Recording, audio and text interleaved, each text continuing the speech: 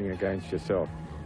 So it's a race for South Africans and participating by South Africans who are learning something about South Africa. It is a race, if you like, with a soul. Moving off at a cracking pace, and the sprint is on for the first obstacle, the Ernie Pierce weir. Mark Jamison and John Edmonds amongst the leaders, safely over the weir. The weir has become a lot safer this year since the Pietermaritzburg City Council dynamited some of the rocks away at the bottom. Graham Monteith, the Springbok, one of the first casualties at the weir, takes Richard Starr with him. Rory Pennyfather, avoiding the congestion, gets stuck on the rocks. Army Chaplain Khrelin Fulyun, one of our top Springbok paddlers. This weir has been specially designed to accommodate the start of the Dusi by the Pietermaritzburg City Council. Tim Cornish actually designed it. Greg Fazell getting into a spot of trouble there. First 35-kilometre stretch, probably the most demanding, takes the paddlers over 3 notorious portages. Shortly after low-level bridge, 10 kilometres downstream at the start, the paddlers face their first decision, to paddle around the sewage farm or to run over the grueling Bishopstow portage towards Campbell's Farm checkpoint and back into the water for a short paddle before embarking on the infamous Guinea Fowl portage halfway into the second day. The only paddling of note, a 10-kilometre pull through the Maze and Mission Rapids and onto Finger Neck, and another choice between paddling or running the distance before the Cabbage Tree portage. Shortly after the start, the Commercial Road weir, which exposed a host of dangerous-looking rocks. At this level, no one attempted to shoot the weir. Mark Jamison was first over on the left-hand bank, but John Edmonds, taking the shorter, faster route, jumping over the weir, was into the water sooner and took the lead. Last year, when the river was a lot higher, John Edmonds and Rory Pennyfather ended their race here virtually when John hit a rock that he couldn't see under the water. And the year before that, Mark Jamison lost his rudder on that rapid. 6 kilometres downstream, the leaders approached Musson's weir, picking their way carefully through the safest channel. John was slightly ahead of Mark here with Bruce Wenker 50 seconds behind. Neil Evans, one of our top Springbok paddlers, is exactly a minute behind at this stage, with Les Kay with his new wing paddles just over a minute, 1 minute and 15 seconds off the pace. And the Pope himself coming through. He always starts very slowly in the race. He conserves his energy, lying in 7th position at this stage. This is what happens when 2 canoes try to fit through the space of 1 in a tight little channel like that. Gary Clark and Nigel Tatham, both from Kingfisher Canoe Club.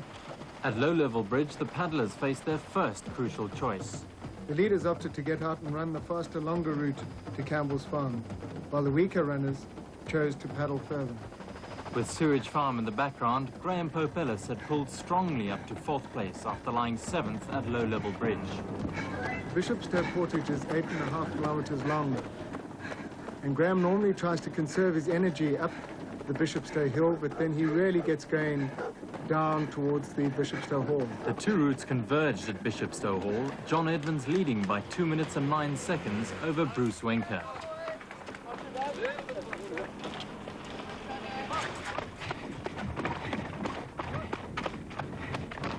Two minutes, okay. Have a last week here. Have a last week. Go, boy. Let's go, eh? Okay. Go, boy. Go.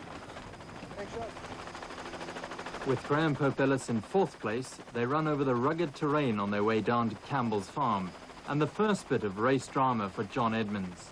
He loses 55 valuable seconds while changing his seat and reconnecting his pump.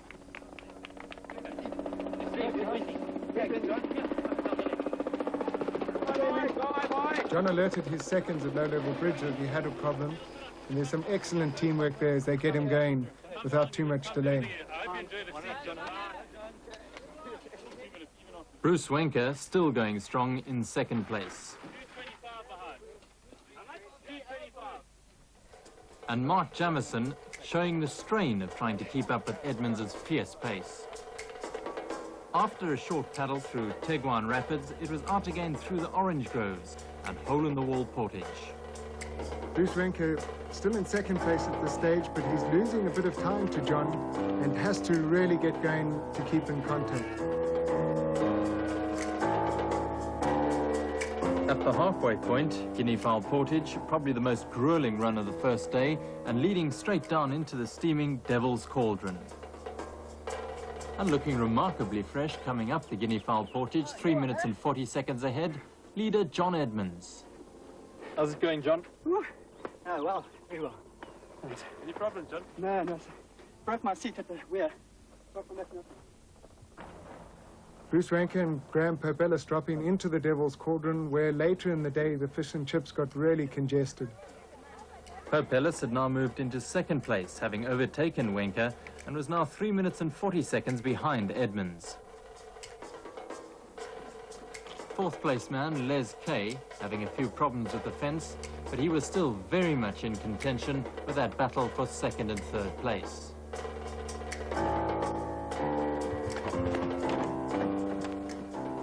The grueling, torturous climb up the Guinea Fowl Portage taking its toll on Ultraman contender Danny Biggs. 8 minutes. The road is long with a many winding turn that leads us to who knows where.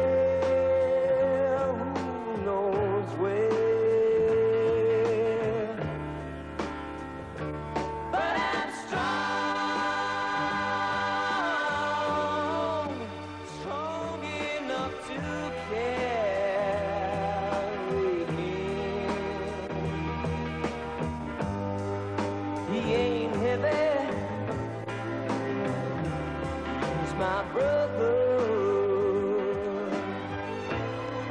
so on we go. His welfare is my concern. No burden is he to bear. We'll get there. Down at Mission Rapids, there was plenty of action, and John Edmonds had his second piece of drama. Getting nice lines, I was driving fairly well through the rocks and getting clean lines, and I went into Mission, and the next thing the boat just veered to one side and crashed into the bank, and I nearly spun out, and I reversed the boat back, and then when I pushed my rudder, I just felt there was no resistance. I looked back and I saw I had no steering. You can clearly see that he has lost his rudder blade and is going to have a lot of trouble keeping that boat straight. Looming up behind, Graham Pope Ellis, unaware of the leader's misfortune, was giving chase hard in second place. And the race was really settling down now, with Bruce Wenke in third place and Les Kay close behind in fourth place.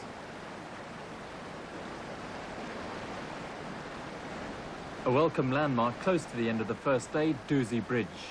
Continuing his bold paddling, John Edmonds takes a bit of a risk shooting the weir there.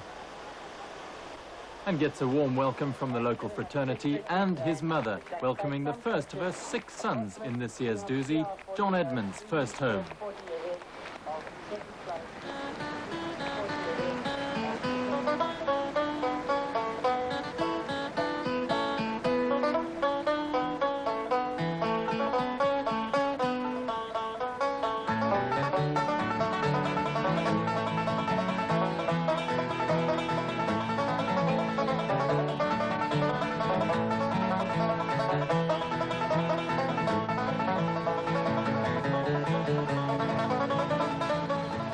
So Edmonds 2 minutes and 57 seconds ahead of Pope Ellis, with Les Kay and Bruce Wenke fighting it out for third place. One day out of the way of this year's Hunter Dusi Canoe Marathon, and a very exciting second day in prospect, with about 39 kilometers awaiting the paddlers in what is going to be very, very intense heat and intense competition. Up ahead is John Edmonds, just about a 3-minute lead over Graham Pope Ellis. Well, with us once again is Robbie Stewart. Robbie, I think the main question is, can Graham Pope Ellis pick up that time? Now, in the past, he has done very well on the second day. He always takes time out of John, so I think he should pull in a bit of time today, but I very much doubt that he will pass John today. The conditions today, how is the water? Unfortunately, the river seems to have dropped. The Umgeni, they go from the Dusi to the Umgeni today, and the Umgeni is lower than it has been in past weeks, which is going to make it a bit harder, but they'll be doing the normal portages, but it does suit the stronger paddlers. Well, the leader, John Edmonds, losing a little bit of his rhythm at the dangerous washing machine rapid. John doesn't look happy there. He had a very nasty fall at the Saddles portage and isn't having a good day. In contrast, the Pope was making absolutely no mistakes as he went smoothly through the ledges. Back in the battle for third and fourth place, Bruce Wenker was very well aware of the man just behind him, Les Kay. Bruce and Les are a formidable doubles partnership, and they need to work together if they want to catch up to those leaders. Bruce had had his fair share of troubles at the Saddles portage.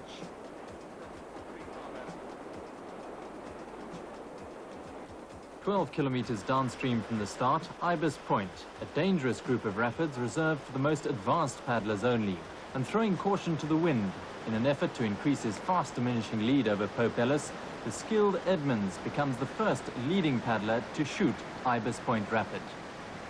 An exceptional bit of canoeing from John there. That's what makes him one of the top canoeists in the country. Grandpa Ellis has been more cautious taking the Willem Shoot portage, which could cost him time, but it is a lot safer. 40 minutes into day 2, and John Edmonds' lead after day 1 has been cut dramatically by Graham Pope Ellis. He is now just 1 minute and 45 seconds ahead, having passed through Ibis Point and the slide. But Bruce Wenker and Les Kay have cut into that lead of John Edmonds, and they are within 2 minutes of Ibis and the slide. The major landmark of the second day, Marinefoli Causeway, with its characteristic silver pipeline ferrying water to Durban. Moved up into third place, was strongly challenging Graham Pope Ellis in second place. Les is a 24-year-old chemical engineer from Durban, and this is his 6th Dusi. Last year he came second in the doubles with Bruce Wenker. Waiting ahead of them, bypassing the dangerous and prohibited Mamba Gorge, lay the grueling Numeni Hill, the only significant portage of the second day.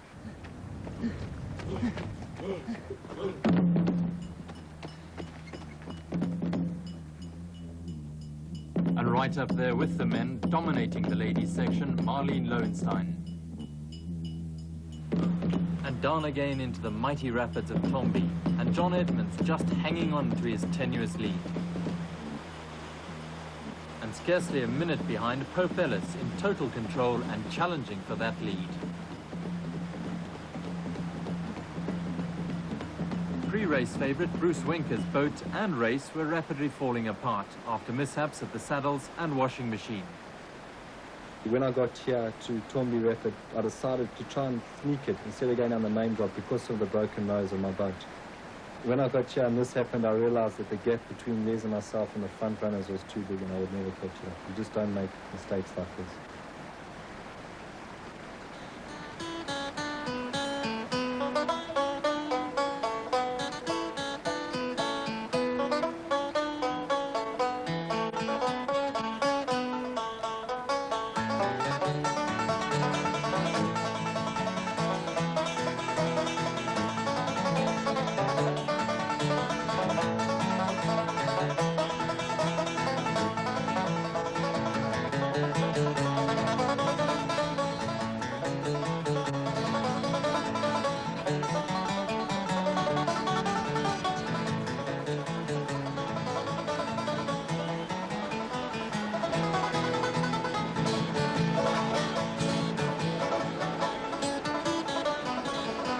So Pope Ellis re-establishing his dominance on the race, having taken 6 minutes out of John Edmonds' overnight lead to lead by 3.5 minutes at the end of day 2.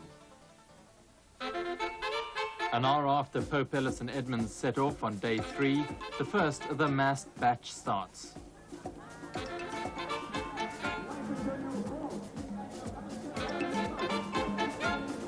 Further downstream at the Ananda Dam portage, John Edmonds is back in contention.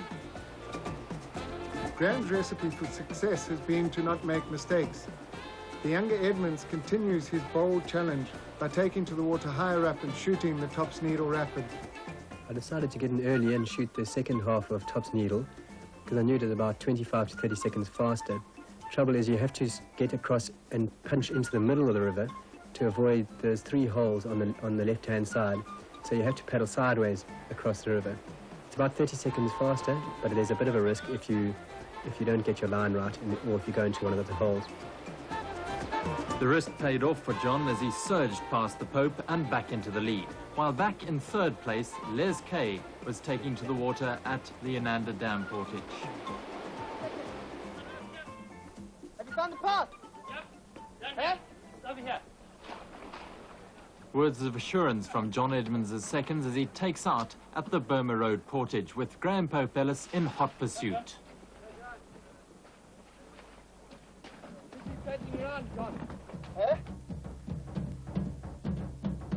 At the summit, it was the wily Dusi King who'd retaken the lead. Shortly after taking out for Burma, I came across a number of dogs, about 9 to 15 dogs, which put me off. I couldn't find the correct path, and I missed the path, and Graham managed to get ahead of me. So he was able to dictate the pace going up Burma because I wasn't able to pass him in the narrow path. With Durban in their sights, the two were battling it out neck and neck and heading for the closest finish in Dusi history. Extremely tactical at this stage. Graham has been riding John's wave and conserving his energy, but then John is keeping Graham on his wave so that if Graham tries to make any move, John can outsprint him. It's going to be that last 500 meters that make all the difference. And indeed it was. The younger John Edmonds in Defence Force colours carried just a little too much pace for the Dusi King Graham Pope Ellis to pip him by just 5 seconds in the closest finish in Dusi history. The world is full of strange behavior. Every man has to be his own savior. I know I can make it on my own if I try, but I'm searching for a great heart to stand me by underneath the African sky. A great heart to stand me by.